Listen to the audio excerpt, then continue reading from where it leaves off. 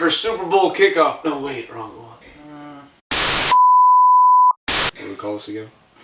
WrestleMania predictions. Okay, yeah. Hello everyone, welcome to Prediction Center. This time we're covering WrestleMania coming up this Sunday on WWE Network. If you want to see the whole thing, if not, you can catch a pay-per-view or illegally stream it, as I would recommend no one do, because it's very difficult to find a live stream for free on the internet these days, especially high-quality ones. Anyway, let's get right into it. Let's talk about the matchups this year. Kind of tough with all the injuries. John Cena going down with that. It's a pretty bad card in general. Yeah, it's a pretty bad card in general. Yeah, I mean, you're missing your biggest stars. It's a big nightmare, and yet there's still some bright spots. So we'll go over that. Fingers crossed. So let's start with the pre-show. What's happening in the pre-show? First matchup is the Divas 10-man tag. I don't know if it's Survivor Series elimination style, or if it's just. I'm assuming it is, because that's what makes sense. But that match would take like 20 minutes. Yeah, and they don't want to give them that much. That's happening.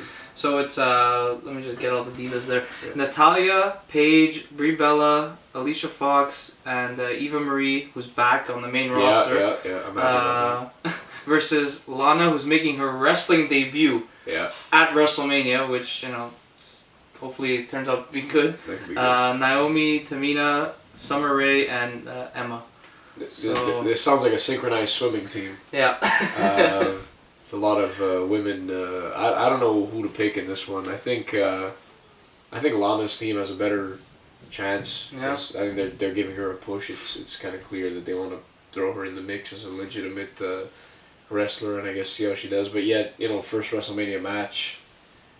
You know, I don't know. Yeah. It's kind of a tough decision, but her team has a lot more like jobbers, I guess you want to call that, or like not that, you know, they're not really on Raw too much. Where the other team has a lot more like established people. Yeah, I don't know.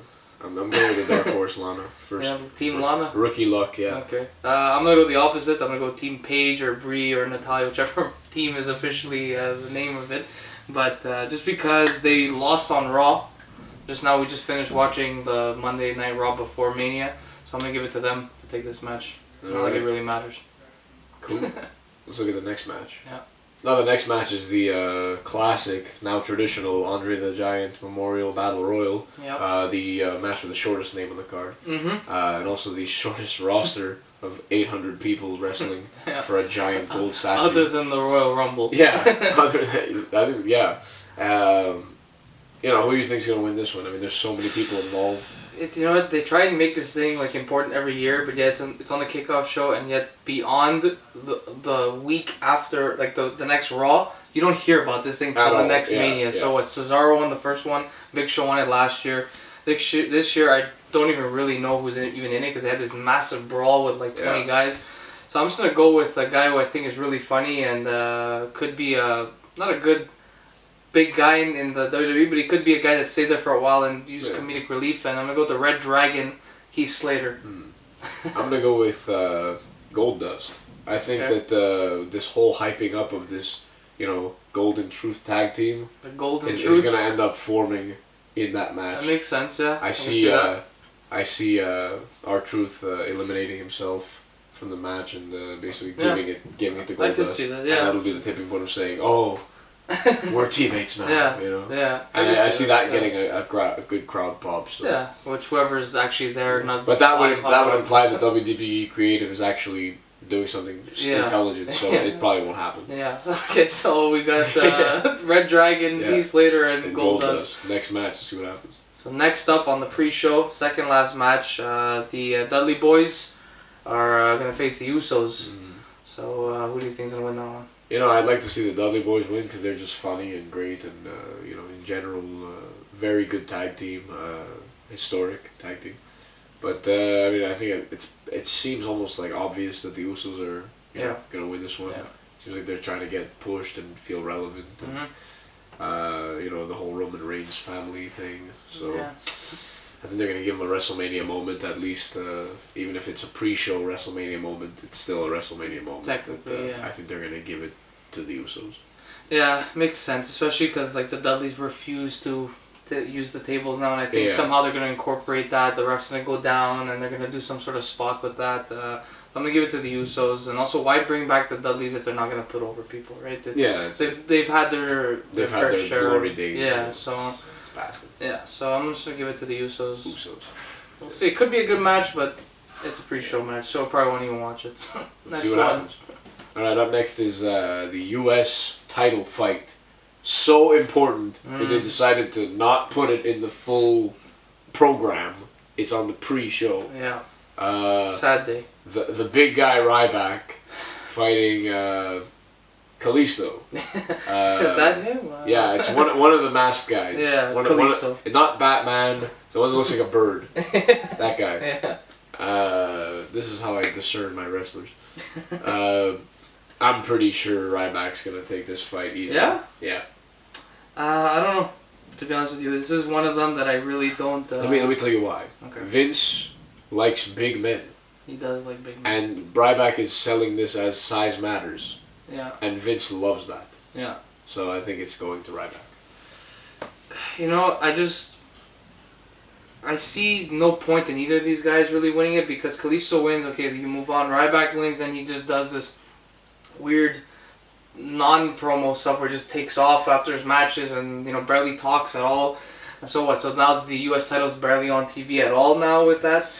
But if I had to pick a winner, I guess I'll pick Ryback. Could be the official heel turn for Ryback, where he says, "Look, I sold out on everybody, and I look out for myself, and I'm a real capitalist." Yeah, because it's kind of gray also. With is he a heel? Is he a face? I don't know. Because he came out tonight, went straight up to Kalisto's face, did his feed me more thing, and then took off again. It's kind of weird with him. So I guess for the sake of predictions, I will pick Ryback. So cool. We'll see. So let's move on to the real meat, the real WrestleMania program starting at 8. Yeah. So next up, first matchup of the WrestleMania official card, starting at 7, not 8. Yeah, I messed that up. It's not Raw. It's WrestleMania. League of Nations, 4 against 3 versus the New Day for the tag titles, which is really weird because we don't really know who actually holds the tag titles out of those 3 guys. Yeah. Because it's always like rotating between who wears them and who's wrestling. But yeah, who do you think's gonna win this one? Well, you got League of Jobbers versus white hot New Day that people just react to so positively. Yeah. But I mean, they've been putting so much stuff on this League of Nations. They've been giving them this authority angle. I think League of Nations might pull it off. Yeah. With some kind of weird interference going on. Something's gonna happen that isn't 100%, and. Okay. It'll make the New Day even more liked, and the League of Nations even more hated, but it'll legitimize them at least. One thing I will say against what you're saying, though, is that if that's the case with this whole authority angle that they're doing, then that means Shane has to lose, and Roman Reigns has to lose, which are 2 things that are probably not going to happen. So you know what? I just want to see Big E dance, so I'm going to say New Day wins. I'm going with New Day, too. I think they're going to give them the WrestleMania moment. They deserve it. Kofi's been around for a while, hasn't really been able to shine. Big E's been around for quite a bit, too. And I was going to say Austin Creed, because I watched Xavier Wood YouTube channel. Him too, he deserves it. They're funny, they're awesome, the trombone's amazing, and you know what? I hope they win. So me too. New Day rocks. New Day rocks. New Day. Copyright. All right, next up is a ladder match for the Intercontinental title. We got Kevin Owens from Montreal going up against Sami Zayn, also from Montreal. Yep. Along with Dolph Ziggler, The Miz, Zack Ryder, Sin Cara, and Stardust. Whole pile of people in this match. Quite a few jobbers. Yeah. And then it's basically Owens versus Zayn. That's basically what this is. Yeah, pretty much. If Raw was an indication, it's basically, a bit of Ziggler. Yeah. And Owens versus Zayn. Yeah. As we saw tonight, Sami Zayn, he won. They won the 6-man tag match. So I mean, I don't know if they're gonna give Sami Zayn his moment right away. He kind of just came back from that injury that from his debut. So he doesn't really have a lot of steam behind him. Plus Kevin Owens is again white hot right now. People are all behind him. Yeah. It's full sail Kevin Owens. Triple H is big on Kevin Owens. And I think it's just a great time to give him back the belt that he's been competing for almost all year. Well, he has the belt. Oh, he's the current champ. Oh, yeah, it's true. Yeah, he's champ. Yeah. KO Mania. I thought I went back to Ambrose and Ziggler and then back to KO. Okay, so Owens is champ, so I think he's gonna retain it. No okay. You know, I was actually gonna say Zayn, but the fact that you pointed out that Triple H is really behind Owens, and that Zayn just came back from an injury from Montreal when he got hurt at the his Raw. debut. Yeah. So you know what, you're right. I'm gonna give it to Kevin Owens also. I love the guy. Fun fact: another Montreal is the Miz's wife. She's from Montreal, so there's a lot of Montreal involved with this. So a little bit of pride for us, I guess. Habs still suck, but.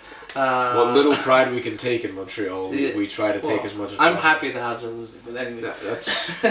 I wish they would have lost more. Yeah. Well, but anyway. Anyways, next match.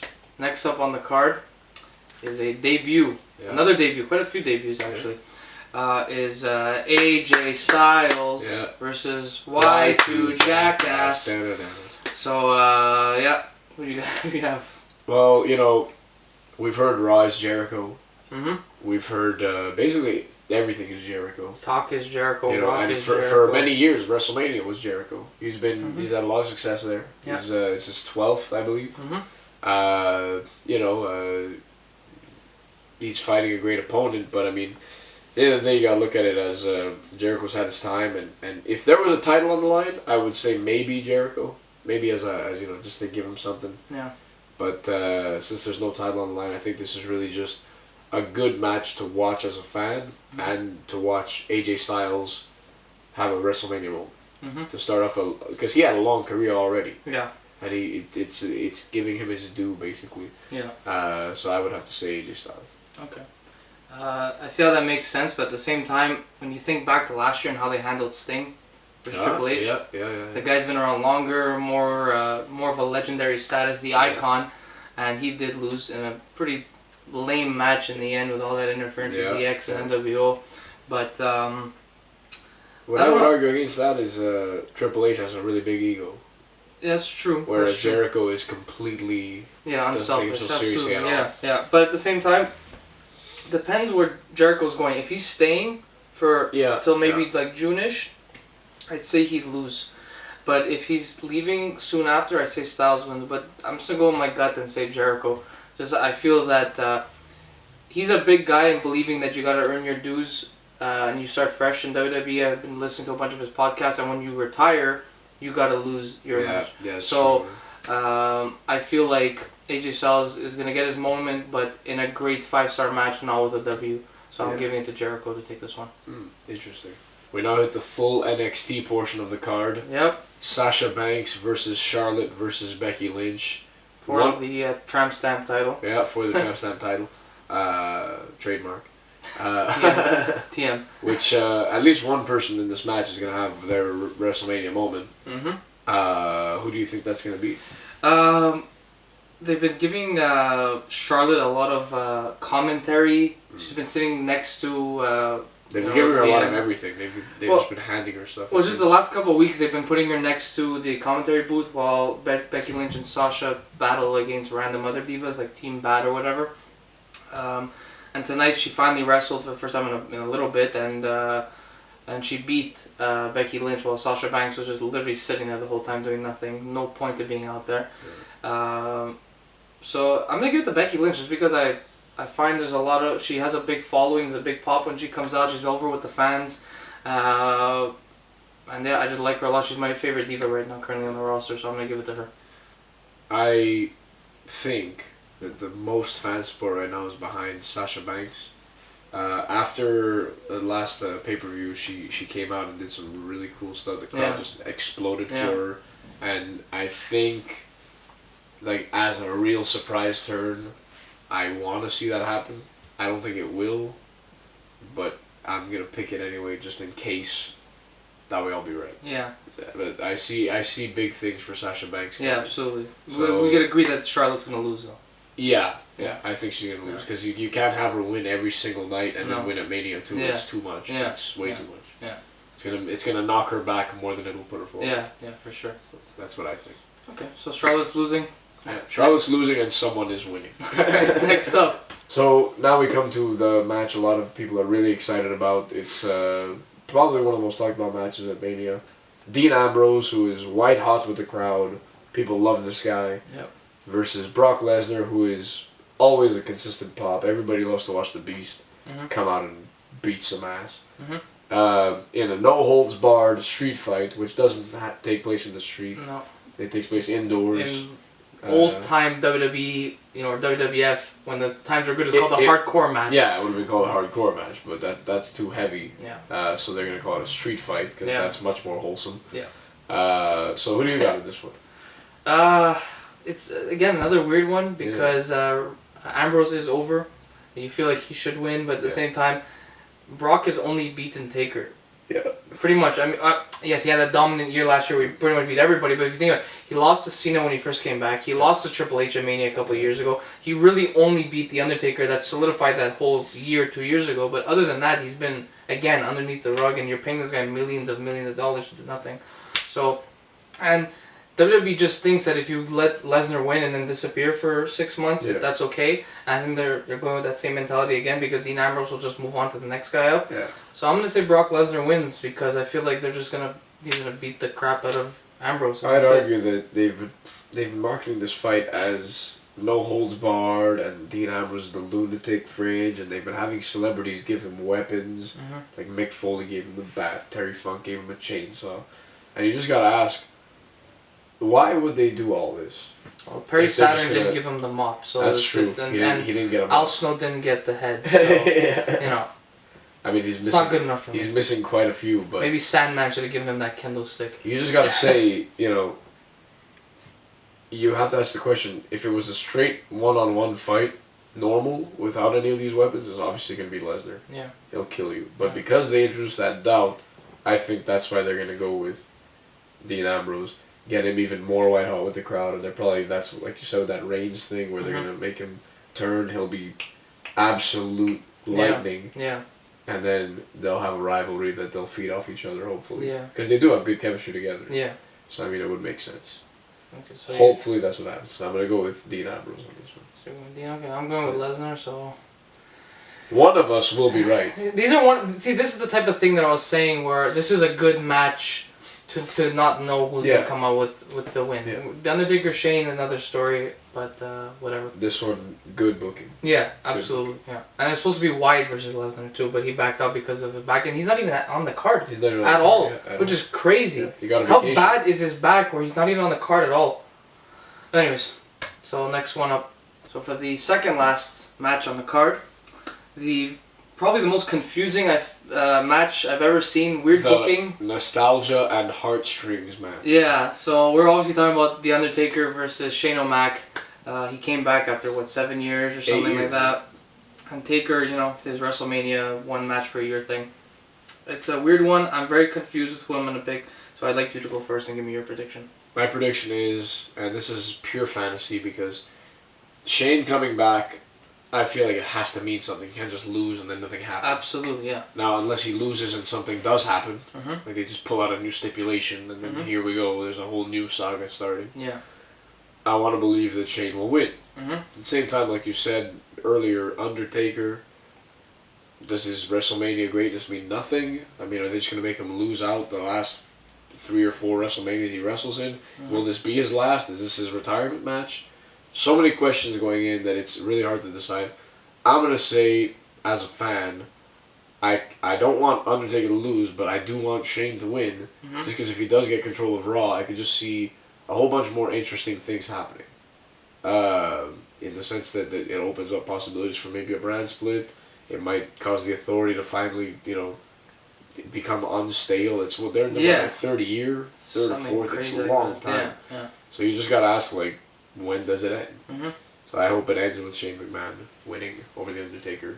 Hopefully in what ends up being a good match. The hype has been alright, but I hope the match is actually good. Well, look, the way Raw started tonight was with high spots. Shane jumped off the top rope, hit Taker on the announce table. So you can tell there's going to be a lot of high spots in this match. Yeah. And the Hell in a Cell matches have been very underutilized the last almost 10 years now, where it's just a cage, but they don't actually use it. They just use normal wrestling in a cage. Yeah, and I'm not saying to jump off cages and throw Mankind off it or chokeslam through it. I'm just saying utilize it. Grind the guy's face on it. Use it to your advantage. Lately, it's just been like a place where they don't so they can't escape. But matches have to be won in the ring anyway, so it's not like many matches left went backstage or something. It eliminates the count out. Yeah. So I don't know.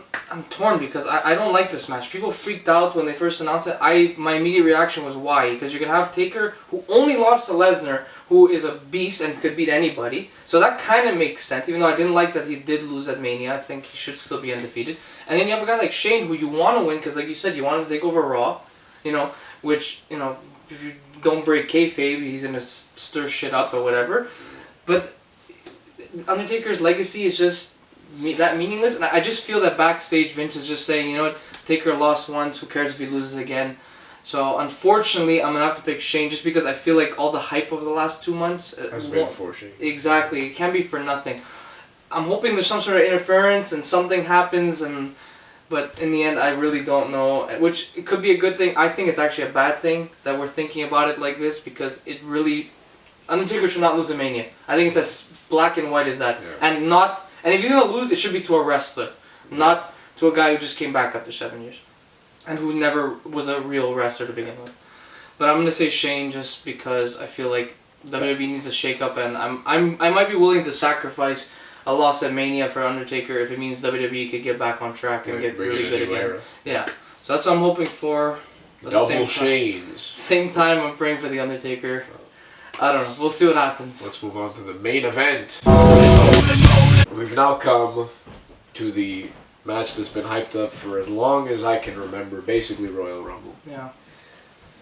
Triple H, the Cerebral Assassin, Hunter Hearst Helmsley, the King of Kings, the Game, versus the man everybody loves to hate, probably the most forced overage of all time, Roman Reigns, who I like a lot, but he has a lot to work on, and he should not technically be in a championship position right now. 2 years in a row. Yeah, exactly. 2 years in a row. It doesn't make a lot of sense, but there are a lot of injuries, and Vince is convinced this guy is it right now, even though all the fans just don't want it right now.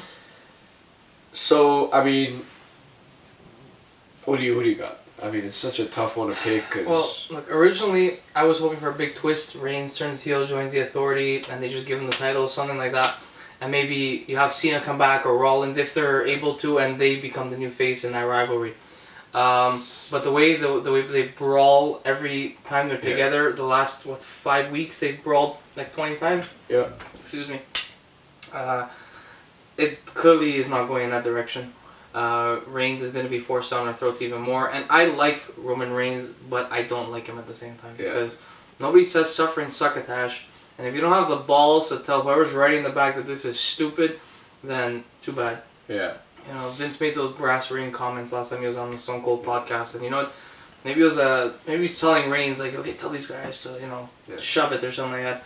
I don't know what it is, but Roman Reigns is going to win this match. I don't see how he's not. I think so too. What's the point of having Triple H win it? I don't get it. It doesn't benefit anybody from Triple H winning. It doesn't benefit anybody from Roman Reigns winning. Yeah. It's completely stale and stagnant. Maybe Dean Ambrose comes in, interferes, helps Triple H win.